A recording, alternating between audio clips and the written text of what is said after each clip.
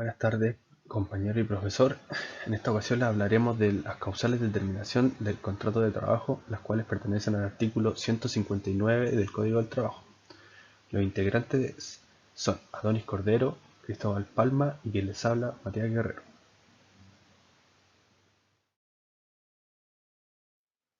Como introducción, definimos qué es el contrato de trabajo. Bueno, es un contrato de tracto sucesivo, o sea, la relación laboral no se agota mediante la realización instantánea de cierto acto, sino que dura en el tiempo. Con esto en mente, nos referimos a la terminación de la relación laboral como el acto o hecho jurídico que tiene por efecto liberar al empleador y al dependiente de los derechos y obligaciones que se impusieron. O también como el fenómeno jurídico por el cual se extingue el contrato, queda disuelta la relación laboral y dejan de existir para las partes las obligaciones jurídicas, ético-jurídicas, patrimoniales y personales que las vinculaban. Una vez surgida la relación de carácter bilateral a través del contrato de trabajo o relación laboral mediante la cual las partes, trabajador y empleador, se obligan recíprocamente, surgen unos derechos y obligaciones que cada uno de ellos deben cumplir para el éxito del contrato o relación establecida. Debido a esto, las causales para la terminación de contratos son: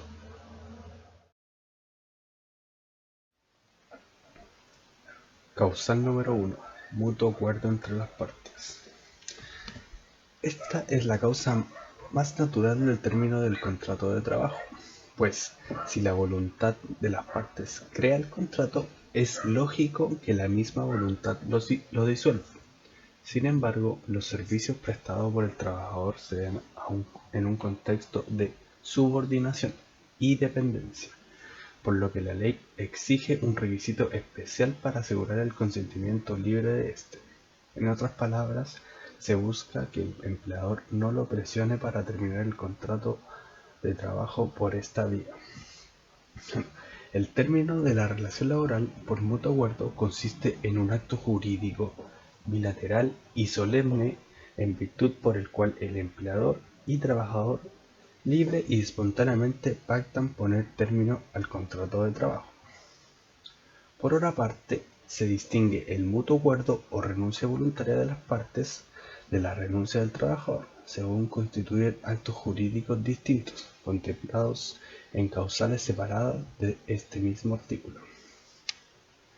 El mutuo acuerdo para poner término al contrato de trabajo y, por lo tanto, a la relación laboral entre el empleado y el empleador debe ser por escrito y ratificado o confirmado ante un ministro de fe, que puede ser un fiscalizador de la inspección del trabajo, un notario público, un oficial del registro civil o el secretario municipal correspondiente.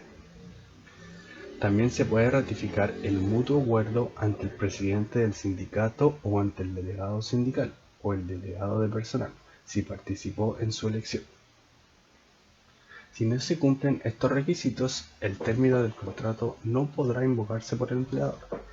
En la práctica, las partes expresan su voluntad mutua de poner término al contrato de trabajo en el mismo finiquito, pues sus requisitos legales son los mismos, y así se ahorran un trámite adicional.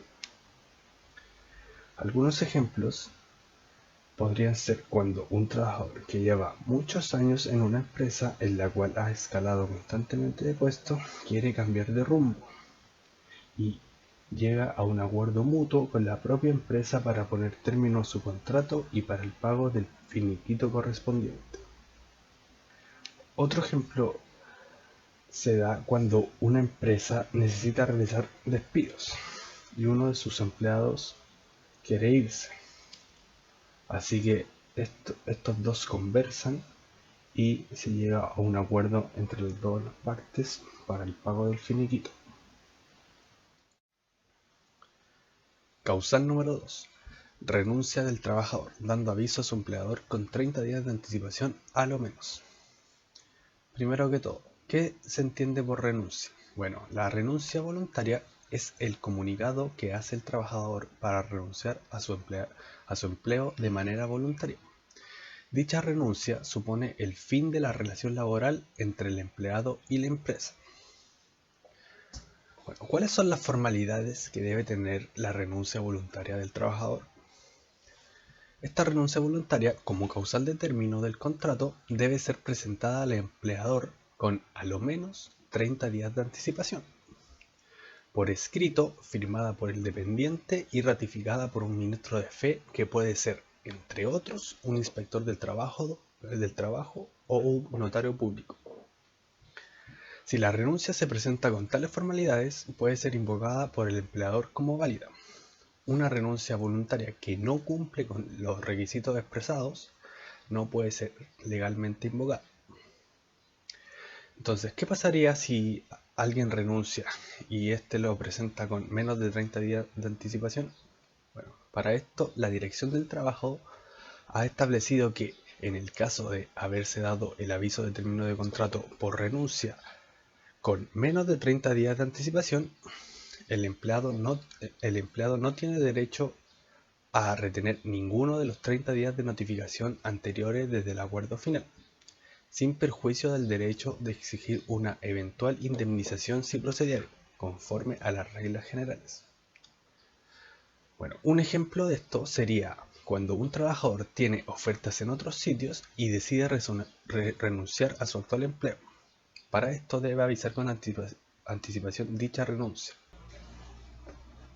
Otros ejemplos o motivos por el cual alguien podría hacer efectiva su renuncia voluntaria pueden ser la competitividad salarial, el hecho de no tener aumento de sueldo ni reconocimiento de otro tipo llevan al estancamiento del trabajador, siendo una opción real el hecho de renunciar.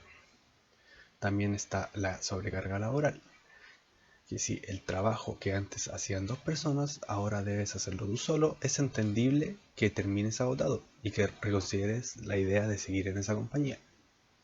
También está la falta de motivación, cuando el empleado siente que sus aportaciones no significan nada para la empresa y que su trabajo y sus opiniones no son tomadas en cuenta, es muy probable que renuncie. También se encuentra el ambiente laboral insoportable, que si no toleras a tus compañeros de trabajo ni la relación que tienes con el superior de tu área, se considera la opción de renunciar. Causal número 3, muerte del trabajador. ¿Cómo se pone término al contrato de un trabajador fallecido? La muerte del trabajador pone término a la relación laboral con su empleador de forma inmediata. ¿Qué pagos se realizan y a quiénes? En tal caso, no es necesario suscribir un finiquito, sin perjuicio que se deben pagar las remuneraciones que se adeudan a dicho trabajador. Las remuneraciones adeudadas se deben pagar a quien acredite haberse hecho cargo del funeral y el saldo, si lo hay, y los demás beneficios, feriados proporcionales, se deben pagar al cónyuge o conviviente civil, a los hijos o a los padres del fallecido en el orden señalado. Dicho pago no puede ser superior a las 5 unidades tributarias anuales. Respecto al finiquito, debe señalarse que la Dirección del Trabajo ha establecido que no resulta jurídicamente procedente que el ex empleador de un trabajador fallecido exija de la o las personas que, de acuerdo a lo establecido en el artículo 60 del Código del Trabajo, deban percibir el pago de remuneraciones u otras prestaciones que a aquel se le hubiera quedado adeudado.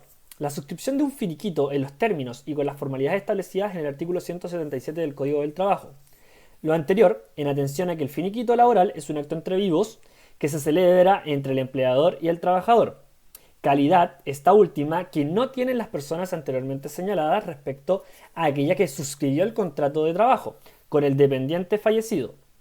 Sin perjuicio de lo anterior, nada obsta a que el ex empleador de este último exija que las personas precedentes aludidas suscriban un recibo u otro documento, cualquiera sea su denominación, en que conste el pago efectuado, con expresa declaración de las cantidades percibidas y los conceptos a que a ella corresponden, los que en opinión de la Dirección del Trabajo bastarían con acreditar dicho pago y para dar por cumplida la obligación por el precepto contenido en el artículo 60 del citado código impone al empleador. Un ejemplo sería un trabajador que muere. Dicho trabajador no tenía ningún familiar que él considerara cercano, así que algunos compañeros se hacen cargo del funeral. En este ejemplo, los compañeros se llevarían una parte o el total de las remuneraciones adeudadas, dependiendo de cuánto es lo que se le adeuda al trabajador y el costo de dicho funeral. Causal número 4. Vencimiento del plazo convenido en el contrato. Como introducción, el contrato a plazo fijo es una modalidad contractual en virtud de la cual las partes acuerdan anticipadamente la fecha de término del contrato. Es decir, en el contrato a plazo fijo se establece claramente en la fecha en la que terminará el contrato del trabajador. La duración del contrato de plazo fijo no podrá exceder de un año.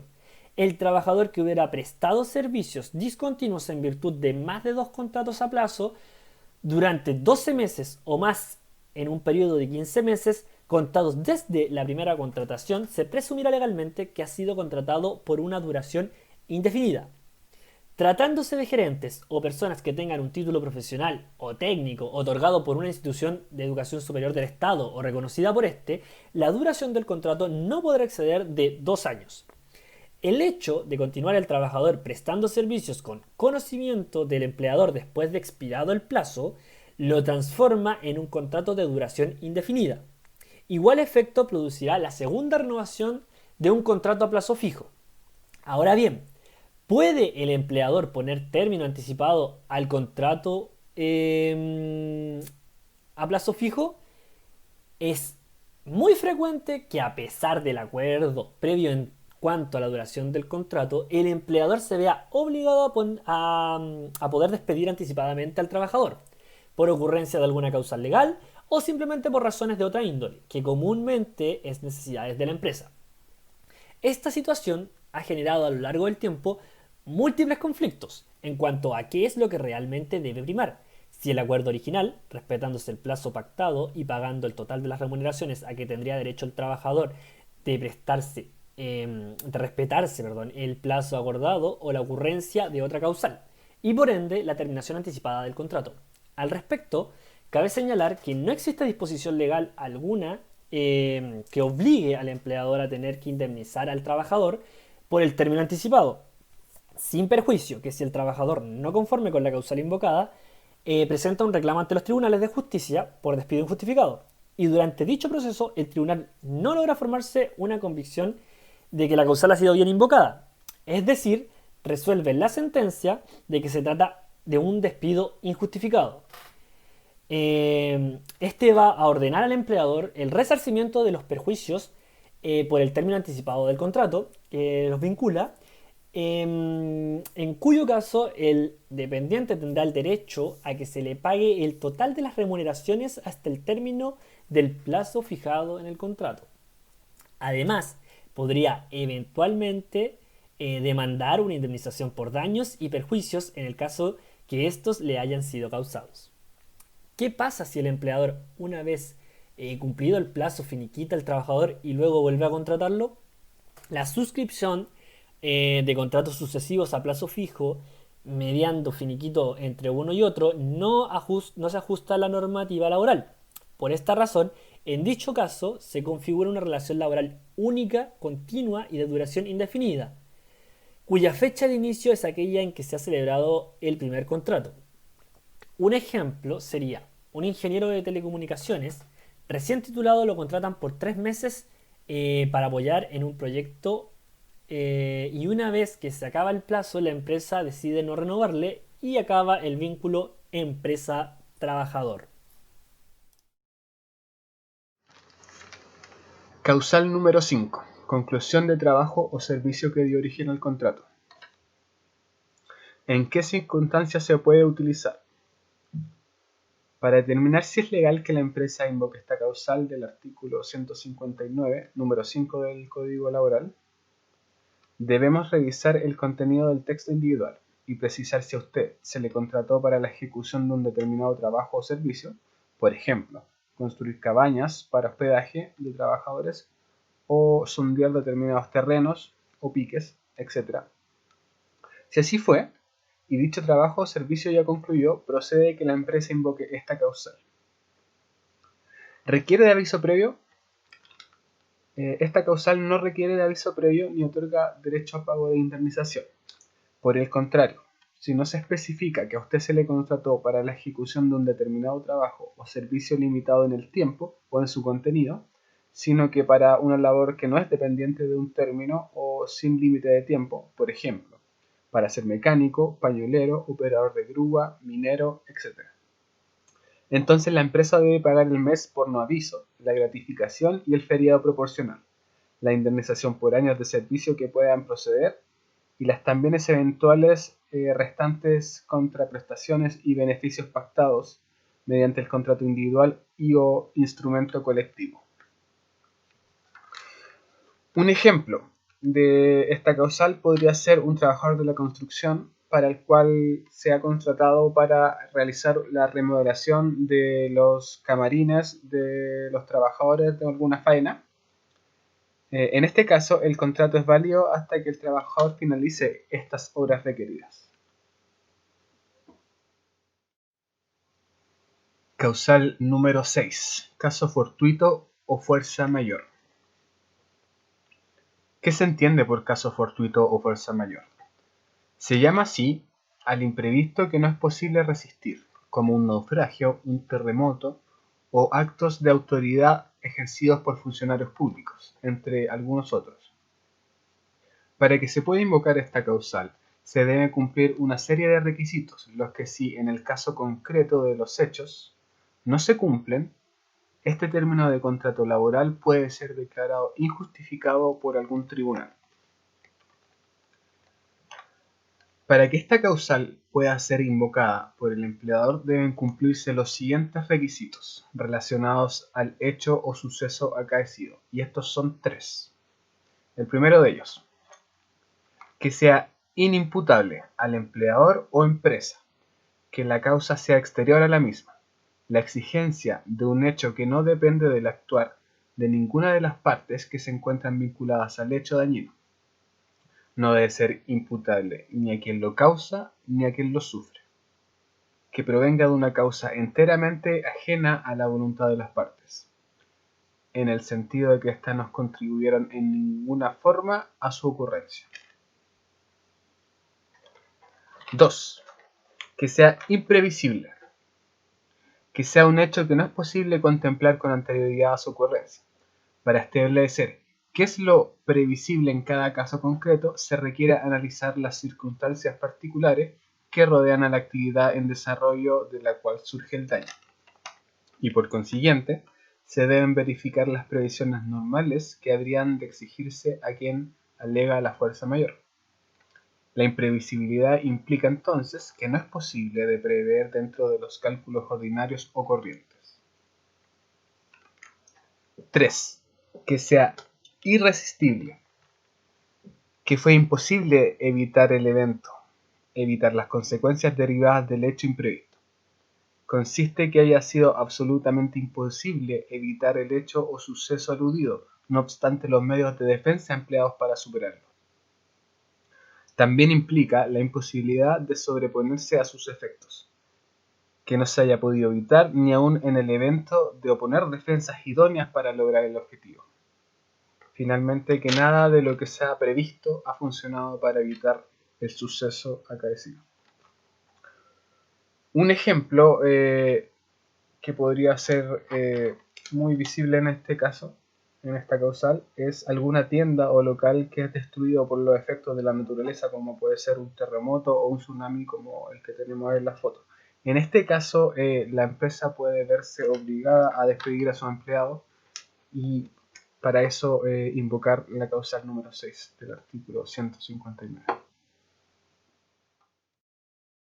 Con la revisión de esa última causal se pone término a esta presentación sobre las 6 causales de término de contrato de trabajos expresadas en el artículo 159 del Código Laboral chileno. Por su atención, muchas gracias.